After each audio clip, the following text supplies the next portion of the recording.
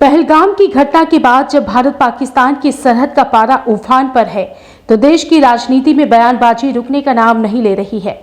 बुधवार को लोकसभा में नेता प्रतिपक्ष राहुल गांधी कानपुर में शुभम द्विवेदी के घर परिवार से मिलने पहुंचे। आपको बता दें कि 22 अप्रैल को पहलगाम में पत्नी और परिवार के साथ घूमने गए शुभम की आतंकवादियों ने निर्मम हत्या कर दी थी और इस आतंकवादी वारदात में 26 अन्य लोगों को भी अपनी जान गंवानी पड़ी थी।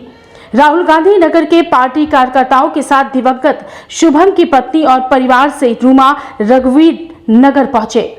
आपसी बातचीत में शुभम के पिता संजय द्विवेदी ने राहुल गांधी से कहा कि आज यदि आपकी दादी प्रधानमंत्री होती तो आतंकी अपनी योजना में कामयाब ना हो पाते।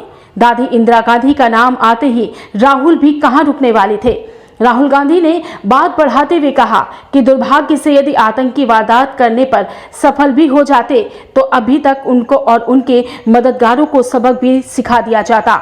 हालांकि जैसे ही राहुल गांधी ने उस जगह मीडिया की मौजूदगी देखी तो अपनी बात को वहीं खत्म कर दिया और इस बात से इनकार नहीं किया जा सकता है कि पहलगाम आतंकी वारदात के बाद कांग्रेस इस पूरे मामले में किसी भी राजनीतिक खींचतान और अनर्गल बयानबाजी से बचना चाहती है।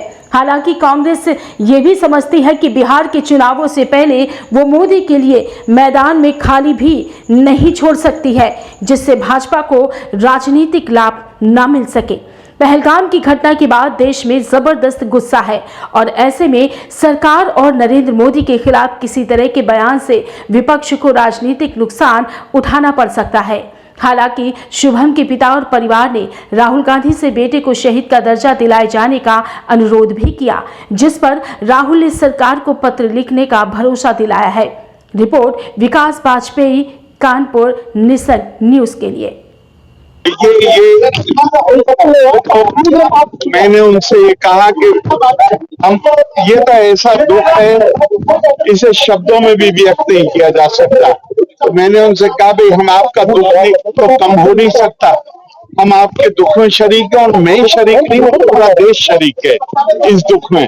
लेकिन ये जो शहादत है इसने पूरे देश में एक नई चेतना पैदा करी और मुझे विश्वास है कि इस शहादत के नतीजे में वो अब कार्रवाई होगी कि आतंकवाद का सफाया होगा और फिर कोई हिम्मत नहीं कर पाएगा।